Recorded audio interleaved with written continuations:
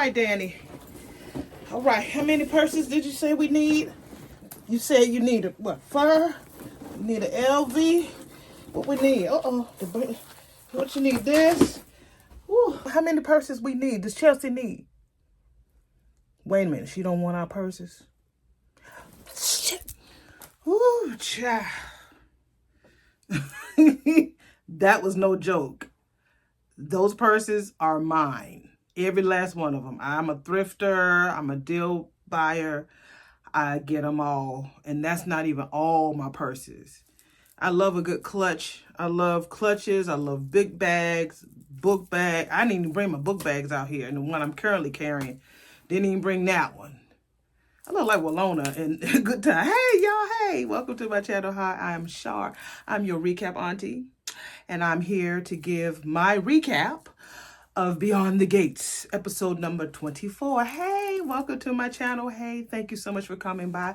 We are doing the Moo review today. I got my little, hoops. Well, not hoops, but, retro style earrings from one of my girls from my play that I just completed. She was selling, what's those damn jewelry that they was giving away $5. I can't remember, but she gave us so many of them. She was just like, here, I'm tired of selling them and y'all can take them. So you think I need to take some damn earrings? Much as I love jewelry, baby.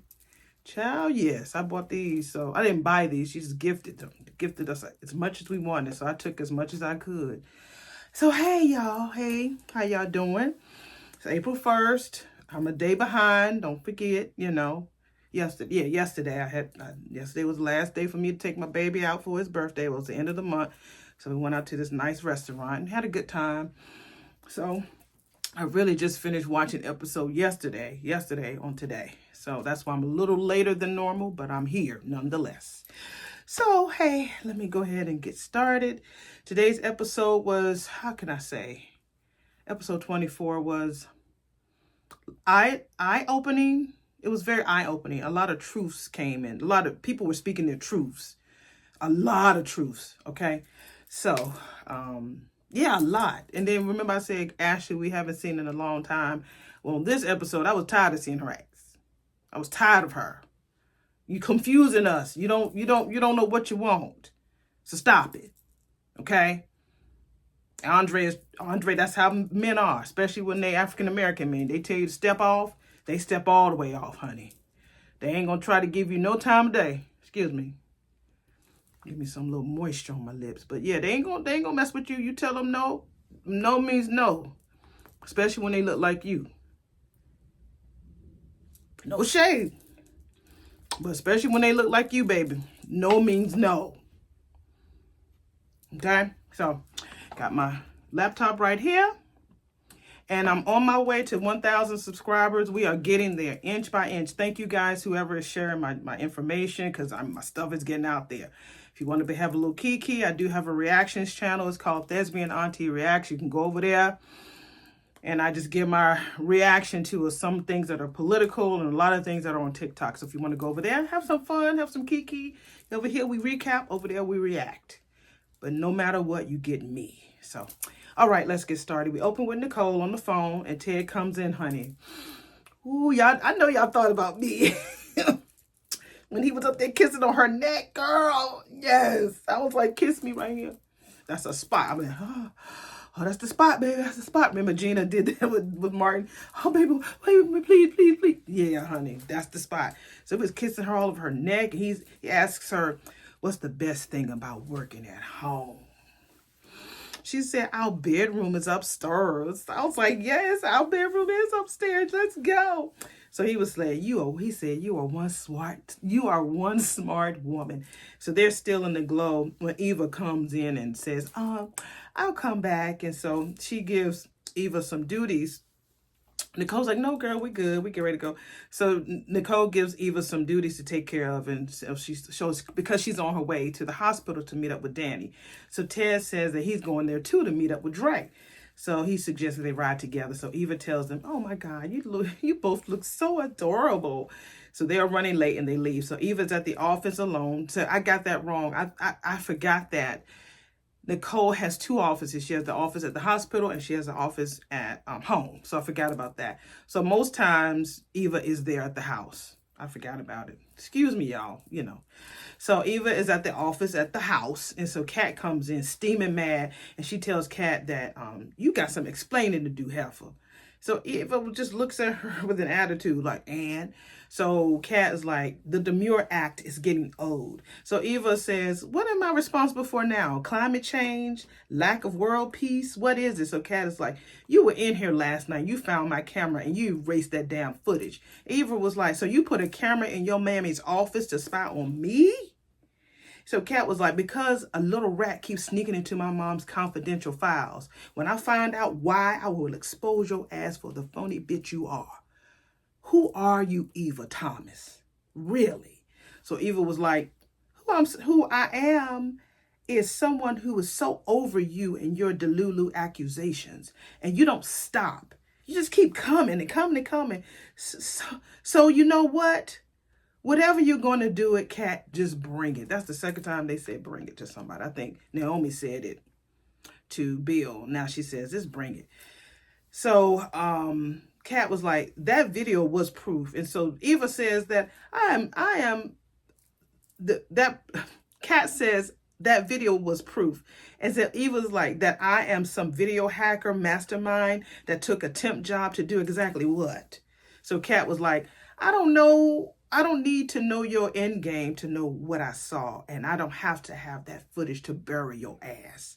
So Eva says, why are you so sure that everyone will believe you over me when you keep coming after me for no apparent reason? So Eva looks at her family picture again, looks at the family picture, and Eva tells her like, girl, you have absolutely everything. I had nothing until I lucked up into this one shot to maybe figure out how my life will be better. But the way you keep making me your target, Kat, it's a waste of your time. It's a bad look on you, girl. So why don't you just leave me the fuck alone? And then so Eva grabs her things and leaves. So Danny arrives at the hospital looking fabulous in her. I love that tiger length full fur coat that she had on. Her hair was just bouncing in the wind, baby. So she goes to the front desk and we see boss nurse Shanice. Hey, Shanice. She asked if Nicole was there. And so, guess who, like I said, guess who we see? We finally see Ashley's old worrisome ass. So remember, I said it yesterday that we haven't seen them in a while, her and Dirk. So they do a little small talk about Naomi, because they were saying how, Danny asked Ashley, have you seen my daughter? Because I haven't seen her lately. I'm sure you've seen her more. And so Ashley was like, no, I haven't seen her, because, you know, they're best friends. I haven't seen her lately. I've been so busy here at the hospital. She's like, okay. So Danny asks her how the job is treating her. So Ashley says, I love it. So Danny thought it would be filled with McDreamies and McSteamies and sexy fun all over the place. So Ashley agrees that the dreams and the dramas and the traumas do happen. However, her heart is elsewhere with Dirk, honey. So while she's talking, we see Andre get off the elevator with the two women, one woman that he was fucking and the other one that he wants to fuck. They're having a conversation. So Ashley goes and calls Naomi, and while Andre and Danny catch up in the background, they're talking to each other. So Ashley tells Naomi that your mom is here. She's been looking for you. She figures she's there meeting with Nicole. So they have small talk about her and Derek, how awkward things have been between Dre and her since she turned him down. So she is so blissfully in love with Derek, and Andre has said nothing to her, no more than 2 words since she turned him down. So Naomi was like, man, that must hurt like hell, because he's not used to nobody turning him down. So she just wishes they can move on past it and not lose her friend, because he had a what if near kiss moment with her. Like, no, you're the one that's bothered. He's bothered, but he's not showing it. So Andre and Danny are talking, and she tells him that he is talking, but his mind is clearly elsewhere. She could tell. So she said, are you distracted? He said, you have no idea how hard it is for me to be here with you and be not in you. I mean, you know what I mean, with you. She's like, good answer, as you always do. So Nicole and Ted arrive, and Nicole and Danny leave to go to Nicole's office. So Ted tells Andre that he is used to him going out of town so much for his jobs and stuff. So Dre says that there are some things that's keeping him there. And so Ted was like, well, maybe I can give you another good reason for you to stay, to convince you to stay. So Nicole and Danny catch up. Danny tells her again that she ain't thinking about Bill and Haley, and she's doing things to help occupy her time. And so Nicole was like what? So she is like, girl, I'm getting ready to help Chelsea in her line and make it harder than Dior. I was like, I don't know about that. So Nicole asks her, well, have you spoken with Chelsea about this, helping her with her brand? And Danny was like, look, I've helped that girl since she was a child walking the runway. I can help her now. So Nicole pretty much tells her that Chelsea needs to do this without your help, Danny. Danny needs to create her own dreams in her own lane, and Chelsea has found hers. So Ted comes in, and Ted offers Andre a project to do a documentary on the new class of nurses that came in because they're heroes. And the board loves the idea, or they loved his video that he did for Nicole's gala, so they want him to do this documentary. So he's going to produce it, and he's going to direct it. Of course, they can't pay him what he's worth, like Ted said, but he was like, it's cool. So Danny seems happy that he's staying, and she and Ted both leave. Nicole asks Andre, okay, so tell me now the real reason why you said yes. So next we see Andre in the lobby looking at Ashley like lovesick, like while she's looking at some medical records in the background at the desk. So Nicole tells him she is just happy that Ted has...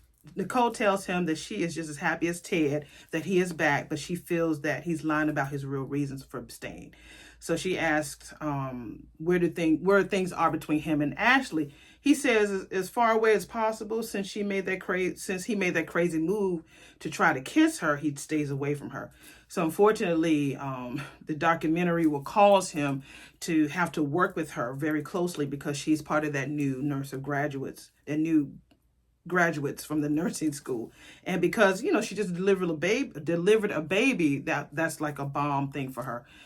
So she repeats that Ashley is not the one for you. He said, look, you've made that clear, Auntie. I already know. And she tells him that maybe Ashley is just a sign that he might be ready to open up his heart again. He was like, I don't think so. So he leaves, and Nurse boss Shanice watches him leaves, and so does Ashley. So they're all excited about the documentary. Shanice is on the phone with her friend like, girl, I'm going to tell you when I get famous, when I blow up. So Ashley is like, you're not no new nurse. And she was like, look, I'm the supervisor. I deserve to be on that documentary just like all of y'all. I mean, I'm over y'all, so I might as well be in the thing. So Ted comes and asks Ashley if Andre set her up for her interview yet. And she says, not yet. So she don't think that she's that important. He said, yes, you are. You delivered a huge damn baby. That's huge for a new nurse, and you'll be the highlight of the documentary. So we see Bill. One moment, BRB. Okay, now we're at Bill. So Bill, Tomas asked Bill if the firm ever dealt with litigation like this before. So Bill says pretty much, tells him no. So Tomas notices that Bill is not worried. So Bill is like, Naomi saw her shot and she took it. So he would have done the same thing if it was him. So Tomas says he knows that Mike talks a lot of big, gross game, but does Bill think that he is guilty of harassing those women? So Bill says Bill doesn't really answer the question. He just says that he knows how to handle Mike, which means to me he knows he's a dirty, old, nasty, messy mother sucker. So Bill says, like I said, no, Tomas believes that Mike could be a wild card. If it comes to it, Mike would not behave like a good little boy in court. So Bill says, like I said, Mike will be handled, and so will Naomi. So Bill tells Tomas that a way that he can help is to keep his eyes and ears open, making sure that this thing don't escalate. He trusts Tomas, and Tomas will not let him down. So whatever Tomas needs to do to protect the firm, he's going to do it. So Tomas clearly has really high goals. I remember him saying it like around the wedding time. He said him and Mike were talking, and he mentioned something about he's going to learn everything that he can to make sure that he learns the ropes from Bill, because Bill is like the top attorney in their town. He's so happy to be there. But I think eventually he's gonna surpass Bill. I think he will. Or he's going to take over. He's going to become maybe Bill's new partner. Mike's going to be gone, and Tomas is going to be the new partner. Possibly. Hopefully my nail don't pop off for in this video. But anyway, they leave the office. So the ladies get off the elevator. So they leave the office to go into the lobby. And the ladies that are suing him get off the elevator at Bill's firm. And they're looking for Caroline. So I told y'all I feel that Caroline is sleeping with Mike, or he has threatened her. So that's why she don't show up. Because we see her, then we don't. We see Caroline, then we don't. Something's going on with Caroline. Like I said, there's an underlying thing with her having like a fear or something. So they thought that Caroline was going to be there with them, but no. I wonder if it's her name in the lawsuit. I don't know. Well, Bill comes to the lobby and meet the three ladies. He greets them with pleasantries, talking about, welcome back, girls. I mean, you don't have to call me Mr. Attorney Hamilton. Just call me Bill. And to let them, and to not let this be like some misunderstanding that comes between them. He feels that they can get it all straight out in no time, because he wanted to settle. So he wants them to come to his office to discuss. And they say, well, is Naomi here? What the fuck is she? He claims that he's sure that she's on her way up here. So they all look hesitant and suspicious, but they go into his office anyway. So he tells them that they need to understand what it means to bring like a case like this against me and against my firm. They all looking like, we used to work here. I mean, we already know and been briefed by Naomi what's supposed to happen. They all tell him that they should not be speaking to him without their lawyer being present. So where's Naomi? He says that he is sure that she will be there any moment. And I'm like, does she even know that they were supposed to be there? Because she was still at Orphe Jean's doing something. So Bill wants them all to talk it out. He brings out all of their growth and their opportunities and their accomplishments that's happened. And while they were at the firm and pulling on their heartstrings, asking about their mammy, how she doing. Remember, we supported you when you were just pulling making it seem like they're a family. And one of the ladies asks him, what's the point of all of this? And he wants to remind them that they were part of his family and when they were there. I invited y'all to my wedding. One girl was like, nothing says family like a mass firing. Of course, after they complained to the HR department. Thanks, fam. So he claims that he's still concerned about their well-being. He takes them through this rundown of what will happen in court. He starts with Carrie. She did some nasty emails with a friend about one of their clients, some doctor guy, and his divorce. And her friend works for the doctor's office, even though the doctor was not their client. So she violated confidentiality. She didn't even know that the man was a client. So the other girl was like, wait a minute. Carrie was like, how you... So she asked Bill, how did you even know about Carrie's personal emails? So he tells her that he's privy to any and all information from the work server. So she says to Bill that you didn't call this meeting to negotiate or settle. You called this meeting so you can threaten us. So one of the girls sends Naomi a text like, bitch, you need to come home because it's getting hot in here. So hot. Yeah, it's getting hot. Where the fuck is you at? You need to bring your ass over here to Bill's office right away. So Naomi gets the text because she was talking to Ashley about Derek and stuff. Girl, get off the phone. So one of the ladies tells Bill that he thinks that he can humiliate them. When it's Mike Davis who should be embarrassed, it's not their shame, it's his. And his continued harassment happened under your damn roof in a permissive environment that you damn created. All that talk about family, he never offered them their jobs back. So Bill tells them that he cannot hire them back when you are suing me. So they believe they have nothing to lose, nothing left to lose. So Bill is like, his firm is squeaky clean, no overhead at all for him, but it will cost y'all. And so they will they have a deal with Naomi. He says, yeah, no out-of-pocket win, but if you lose, who do you think will be paying all these filing fees, deposition costs, investigative costs, and the rest? And their harassment charges throws their bedroom doors wide open to the press. He has all the tabloids on speed dial, so they will lose their reputation in any future employment that you try to apply for. So Steffiana says, look, I've heard enough. And the other lady was like, asked him, Becky, she was like, oh, like, what are you offering? And so Steffiana was like, Becky, no, ma'am. So he agrees to what is fair to all parties involved. Whatever y'all want, ladies. So Beckett was like, so you're telling us that you're trying to settle? And he was like, yep, that's what I'm trying to say. So Naomi rushes in, honey, and she says, stop talking, counselor, now. It's improper and potentially illegal for you to be speaking to my clients without me being present. He tells her that her clients were always free to leave. And he tells her, you were late. She says, I was given the wrong damn time. He strategically gave her the wrong time so she could be late, so he could play with their mind and their emotions for a little bit. He did it. You know, Bill is a good lawyer. We all know that. So he says, you're accusing me for deliberately misleading you? We see Tomas smiling in the background.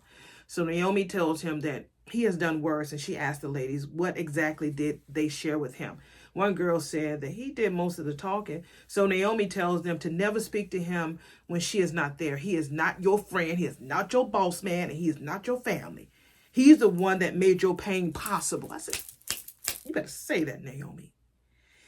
He says allegedly, and also tells Naomi, remember, he taught her that being specific is important.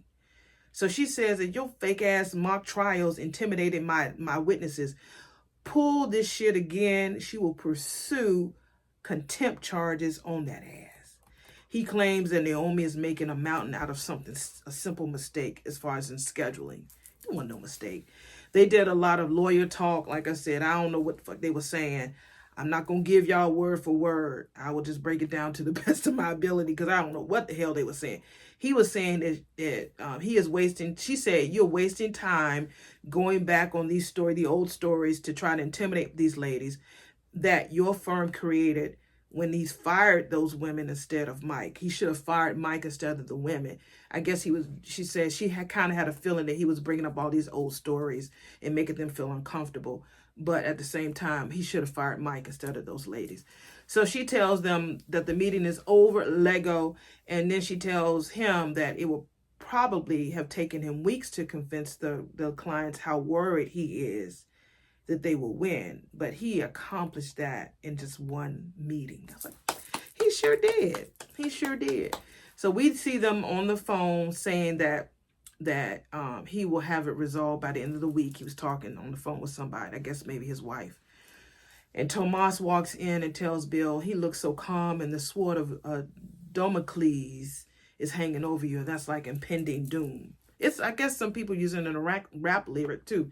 So Bill was like, no, think of it more of like a fountain pen. Naomi has chops, but she is not cutting her teeth on my damn firm. So Tomas is like, if you put Naomi and the women against Mike Davis, Mike looks like he's the guy who hangs outside the little club.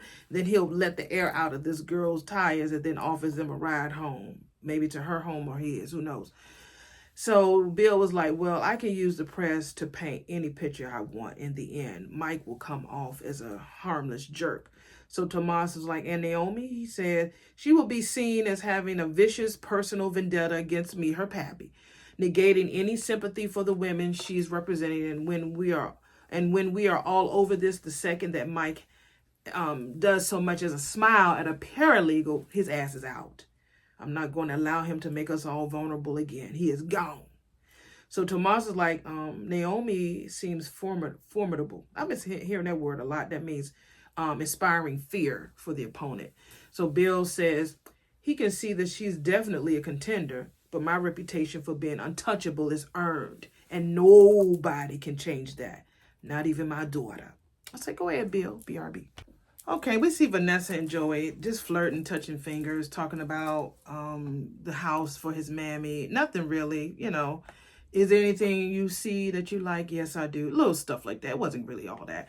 Well, anyway, before Tomas went back to the office to talk with Bill about that last scene, he meets up with Kat at Orphe Jeans. Everybody was at Orphe Jeans today.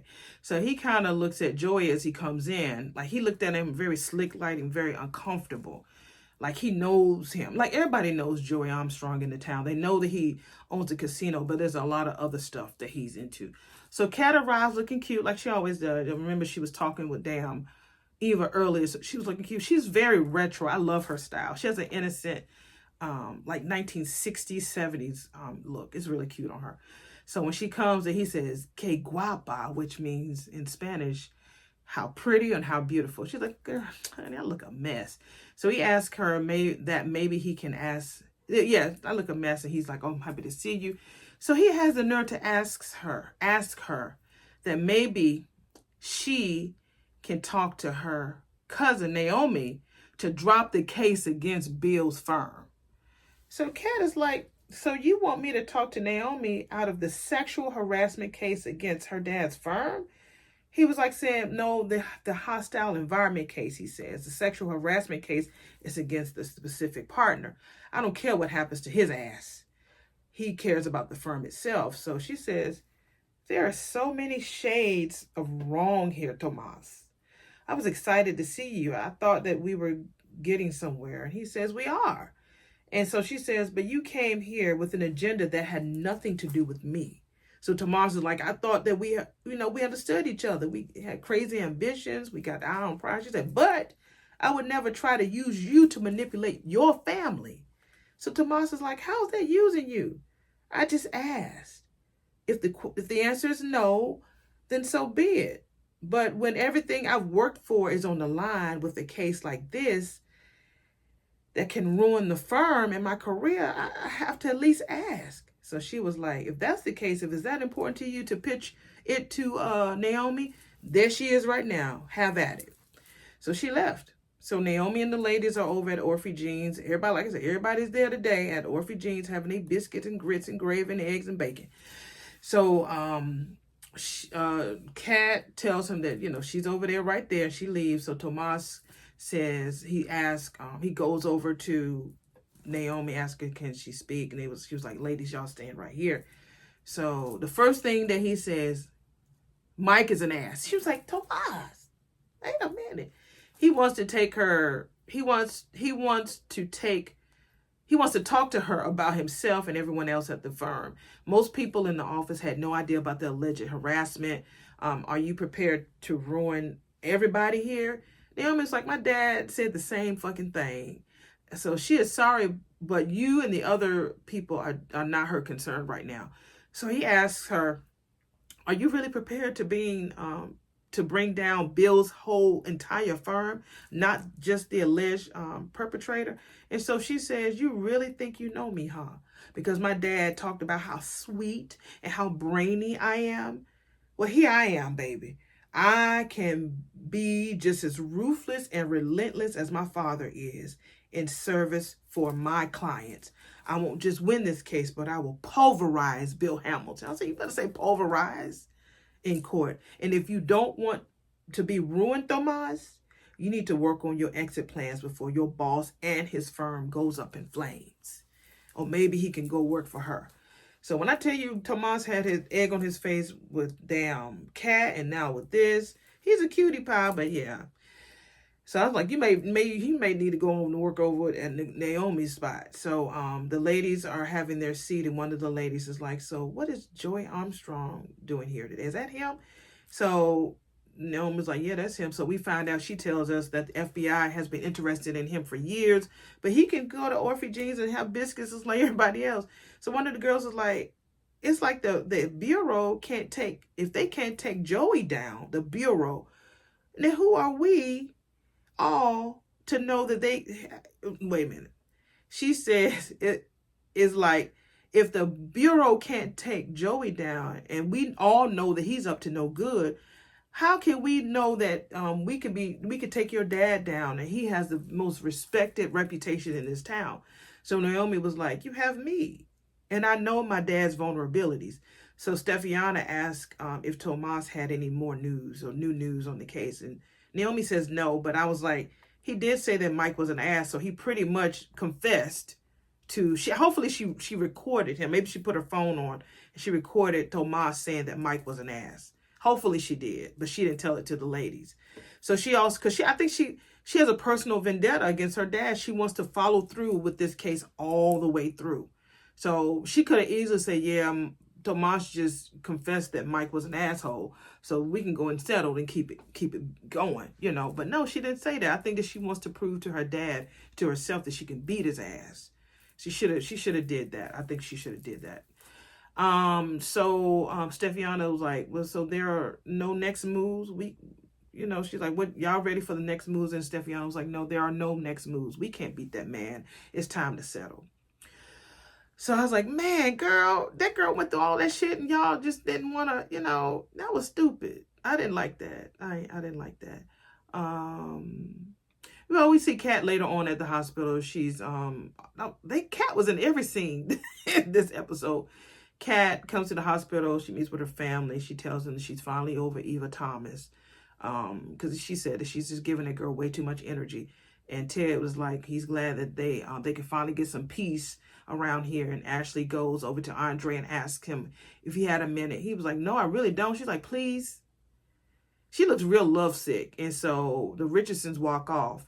So Ashley takes him in the corner and tongues him down. No, she don't. Just kidding. She tells him she wonders why her friend can't look her in the eye. Why are you avoiding me? Because you told him to. Leave her alone. Leave him alone. And so the last scene is, Kat and Chelsea. Chelsea wasn't in the show until like 40 minutes into the show. So Kat leaves Tomas and comes over to Danny's house because they figured that was the best place to meet. I guess because they want to do all this planning. So Kat hates everyone in the world but Chelsea. So Chelsea tells her that had another run-in with evil Eva, and she don't even want to know. So then she said, then Hot Tomas wanted to meet up, and she tells her that he just wanted to have your sister drop the charges against your dad's firm. And dad, so she's like, what? Ew, you know, it was real like, ew, sick, ew, you know. So Danny shows up and seems excited that the girls are there talking about the collection. The girls thought that it was more convenient to meet at Danny's house. Like I said earlier, they're about to leave, and Danny encourages them to stay. So Danny wants Chelsea to hear about her idea about the purses. So Danny pitches this idea that Chelsea should unretire for only one night. Then she can introduce the Chelsea Dupree bag collection. And she and the bag are showstoppers. She wants Chelsea to be naked and just carrying the bag. She's like, girl, some body paint, gold leaves and feathers, you can rock it. She's like, Mom, so you want me to be naked? And she's like, if I'm going to make a big bang, it ain't going to be me being naked on stage. She's like, okay, whatever. So Kat tells her that she thinks it's a good idea. So Danny walked out to her car to get her tablet. I thought it was her tablet. Honey, I was like, thank goodness she got that tablet because she already fucked up the damn iPhone. She was about to throw the tablet. Remember? She did that, so she got that. So Kat convinces her to walk down the runway just one more time. So Danny brings in this shitload of purses. That's why I bought mine at the beginning. I'm like, girl, man, Danny. I got you, Danny, for inspiration. So Chelsea is like, what does Kat think? And then Kat was like, it's cool with me. I gotta go. I gotta meet with my dad. So that's when she met with them at the hospital. So as the scene transitions from there, you can hear Danny giving her all these ideas about the bags. And she was sounding like Forrest Gump, honey. She was like, you could try the tote, the clutch, the hobo bag, the wristlet, the shoulder bag, the belt bag, frame bag, the satchel, evening bag, duffel bag, fanny pack, backpack. She was just going on and on and on. And Chelsea was like, damn, Mom, will you be the fuck quiet? So she and Chelsea still going through the bags. And Chelsea tells her mom that she has designs that she's been working on for a long time. Because she was like, you know, I already got what I want. You know, I'm cool. She tried to say it in a nice way. So Danny was like, think of what I just bought in here as inspiration, honey. You know, you don't need it, but so she was like, you know, you need to have the mind of a mogul. You know the difference between a mogul and a model? You have the ability to say exactly what you want. So Chelsea was like, bitch, I want my mother off my back. That's what I want. This thing is mine, mama. Get your own. That girl grabbed her things and left. You know, Danny with them big eyes, baby, she didn't like that. No. Anyway, Kat went back to her parents' house. This was after she left them. Maybe it was before she went to the hospital. So she was over at her parents' house, and she was so mad with Tomas.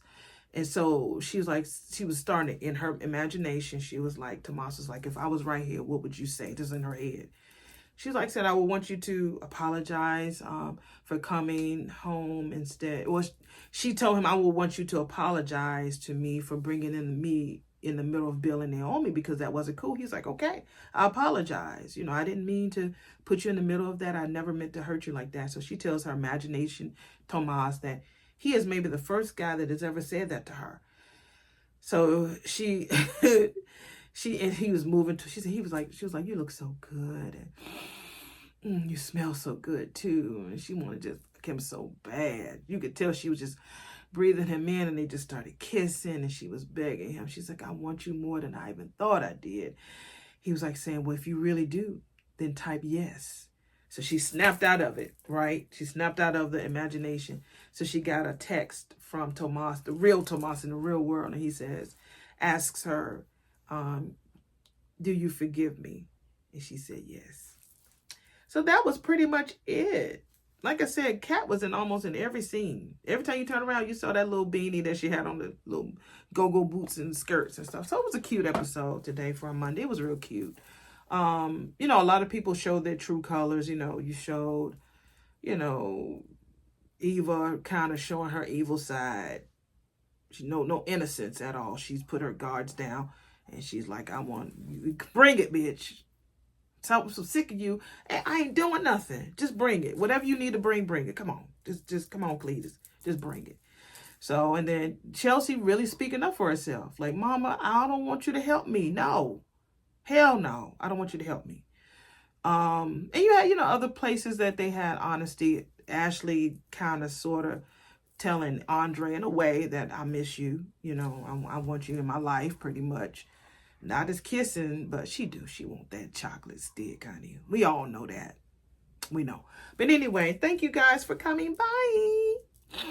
Again, we on this road to 1K. I forgot to encourage y'all yesterday, so I'm going to make sure that you know, no matter what's going on in this world, even that dog is out there barking, you need to understand it's going to be all right. You got this, okay? I know we finna go through some tariffs and whatever else we finna go through, but you got it. Okay? All right. So we are on the road to 1,000 subscribers on both of my channels. I mean, together I got them, but I want to be able to accomplish them on both. So y'all keep helping me share and comment. I'm loving all of the love and the attention. And it's really such a great thing. And I love this show. I started following them on damn IG, and I didn't even know they had a damn contest going on. They had a contest that you could be on the show. But I was so focused on my show, my play, I wouldn't have paid any attention to it. I think the deadline was 2 weeks ago, and I just finished that was my final weekend of my show. So I would have did it, but I wasn't looking for them there. I was busy following them on TikTok. They have way more heavier following on IG than they do on TikTok. So they're going to see my video. They're going to have me come on. I promise you that. I'm putting it in the atmosphere. I'm putting it in the universe. Universe has been giving me a lot of wonderful things lately. So I'm just waiting for the universe to always says yes. So I'm just waiting. I'm having patience. And I'm going to wait. Okay? So y'all take it easy. Let me mesh these things together. Did y'all like my purse collection, child? I really dropped them shits. It's just way too many. I got like purses.